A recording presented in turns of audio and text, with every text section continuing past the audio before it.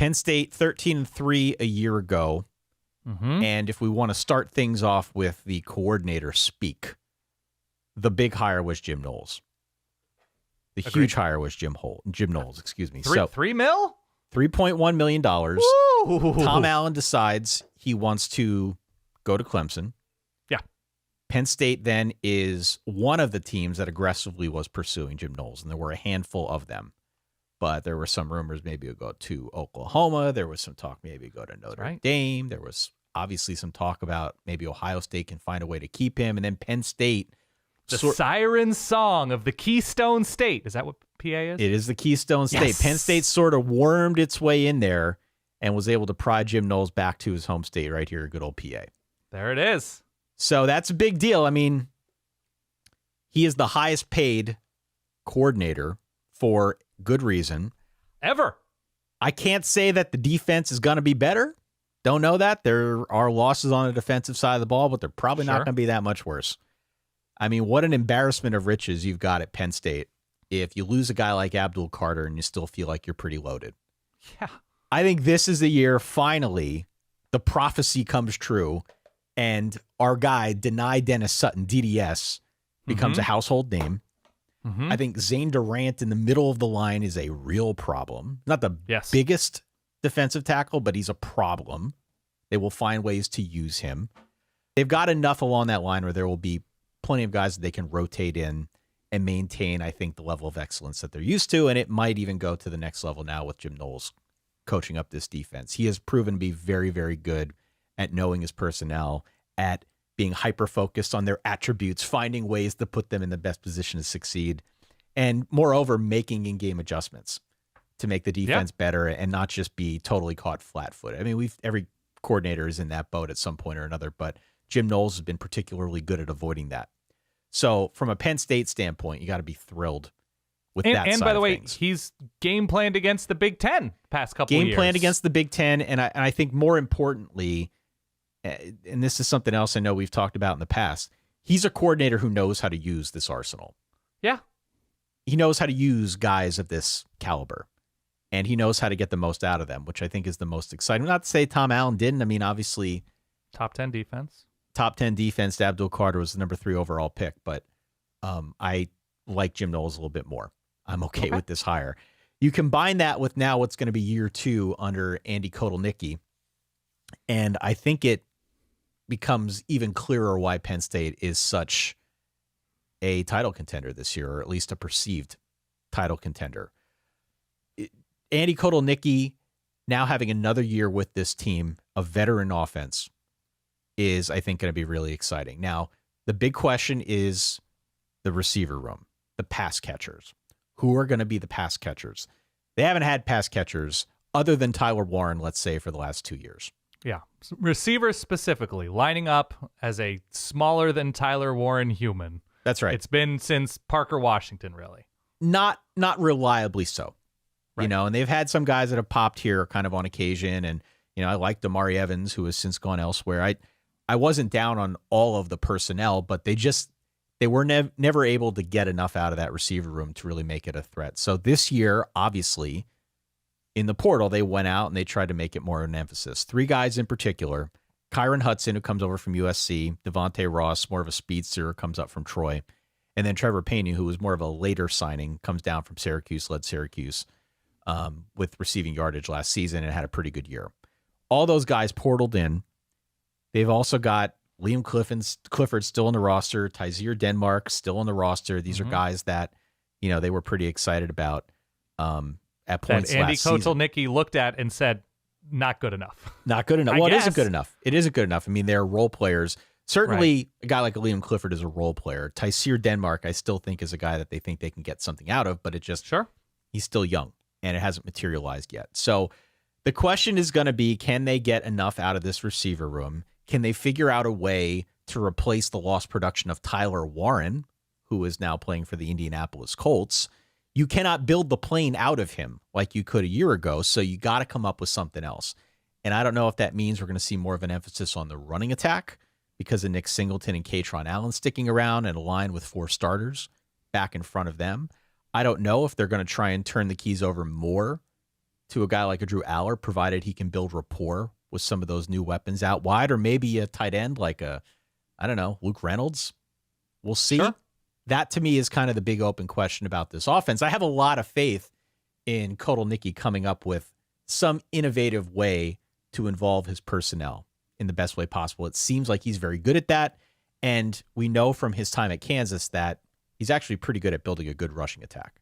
Definitely. Last season, we started to see throughout the course of the year more and more of those home run plays, those chunk plays that we saw in Nick Singleton's freshman year that went dormant in his sophomore year under Mike Yurcich. They started to come back last year, and that made the offense all the better. So I'm curious to see if they're able to kind of continue on that trajectory, find more ways to put a guy like a Singleton or even Kaytron Allen in positions for those chunk plays, and frankly, what they're going to do to make up for some of that lost production. That's the big, I think, equation that I am watching on offense. Right. Okay. I mean, it's all fair. I mean, this was a team that was a drive away from competing for the national championship last year, and you feel like they've upgraded a defensive coordinator and likely upgraded at wide receiver, though it's not apparent that there's like a receiver of the caliber of other teams they are compared against. They just, somebody needs to step up. They got to step up. Somebody's got to step up. Somebody's got to make big plays when it counts.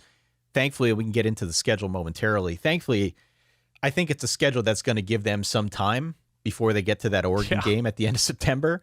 It's going to give them some time to maybe figure out against the FIUs of the world who the playmakers could be, should be as part of this offense. But bigger picture, I must have read 5 or 6 different previews. All of them have either Penn State or Texas as their national champion. Okay. And so this is like the crescendo moment for Franklin, man. Like, if not now, when is it going to happen? Is it ever going to happen?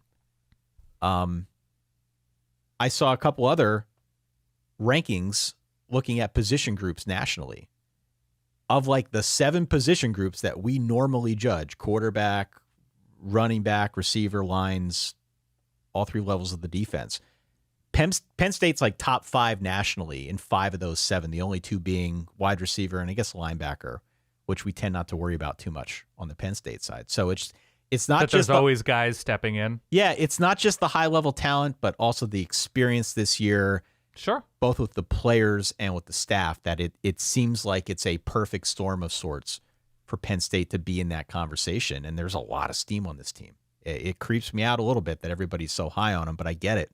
You go through these, these 2 deeps, and you go through the roster, and you go through what some of the pundits out there have had to say, and everybody sees. I think actively there were some people who were trying not to see it, but it kind of hits you clear as day that this is a team that is going to be in that conversation, is going to be there all year. Yeah, I mean, look, as the engineer of the Underthink Express, Penn State should be excellent. They need to pose a threat to defenses stretching the field. They need to find somebody to not fully replace what Tyler Warren was, but approach Tyler Warren, be some sort of facsimile of Tyler Warren. Maybe that's 1 guy, that's 2 guys. You mentioned Luke Reynolds, and was it Khalil Dinkins? Khalil Dinkins, more of a blocker, but like Andrew Olesh was their big recruit at the tight end position. Yeah, freshman. From my neck of the woods here in Lehigh Valley. Yeah. So how they incorporate all those guys at the tight end position will be pretty interesting to watch. Yeah, I mean, look, to oversimplify it, it's how do they look different on the exact same drive that didn't work out against Notre Dame? Yeah. Where are the threats on offense? Nobody has any questions about this running game, this offensive line, Drew Allar's arm talent. Nobody has any questions about their recruiting and development on defense, and that Jim Knowles is going to be a good defensive coordinator. But at a certain point, hopefully for Penn State's sake, it's during the season and not during the playoff. They're going to be down 3. They're going to be down 5, and they're going to need to drive the field. And is this year's Excelsior our nickname for having a set of plays in crunch time that you can depend on? Is this year's Excelsior better than previous year's Excelsiors? And there's no excuse. There's just Drew Allar is experienced. He's good. The running backs are there, so people are going to have to focus on play action. The offensive line is there. The defense should keep teams under 20 points every week. That's it. It's put up or shut up. It's put up or shut up. It really is. The schedule is great for the most part. I mean, they're on the road against Iowa and Ohio State, but they get Oregon at home, and they have sort of a tune-up time to get, the wheels greased before then, 4 or 5 weeks. That's late September. That'll be a whiteout. That'll be a night game, a night whiteout, which is pretty great for Penn State people. I mean, they have Indiana in a tricky spot, I think. Is that the week after Ohio State? Yeah, it's sandwich game between Ohio State and Michigan State. Yep, and that's Michigan State on the road for the land grant. I don't know, man. It's this year. Is James Franklin again James Franklin? Is James Franklin once again a really good coach who does every single thing really, really well in building a team, in coaching a team, but comes up just short of a team who out-recruits him in Ohio State and out-muscles him in Jim Harbaugh's Michigan, who they don't have this year? The two other things that I wanted to point out, and then we can move on here. Yeah. On Drew Allar, who we've mentioned just in passing as part of this preview. Mm-hmm. Drew was very good last season, and Drew definitely took a step forward under I agree. the new offense. It just so happened he played his worst game on the biggest stage. And I'm curious to see now how he continues developing because, to your point, the arm talent's undeniable. And clearly he showed that he's coachable and that he can improve. We saw that last year, but there were still some of those moments throughout the course of the year. It wasn't just in the playoff where he gets a little bit yippy, where I think he wore his heart on his sleeve a little too much. I think he is still growing into this. And so I do think, even though there was some steam on him maybe going pro last year, given the supporting cast that he has this year and given what this team could do, I think it was the right call for him to come back. There's definitely plenty in his game yet that could still be polished up before he decides to go to the next level. So I'm glad to see that he is back. And let me just take a knee for a second. Please do. And admire at how ridiculous it is that they got both Nick Singleton and Kaytron Allen to come back. These are two guys, both of whom, by the way, could challenge for the Penn State all-time leading rushing record. And they're in the same backfield, which is a bonkers stat that my friend our friend Brett Cianca from Pick Six Previews pointed out in his publication. Just crazy that that's even possible. But this is the kind of offense that we're looking at this year for Penn State, and it's there. I jotted down. It's James Franklin's Phil Collins moment. He's been waiting for this moment for all his life. Yes, she's cheated on me with 5 different guys, but I think this time it's going to be different. This time it's going to be different. I've got them at 11-1. I think they beat your Oregon Ducks.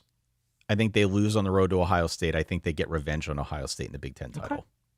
Okay.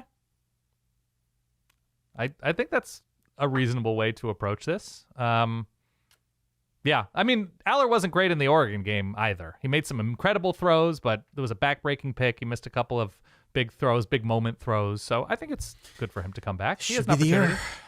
This should be the year.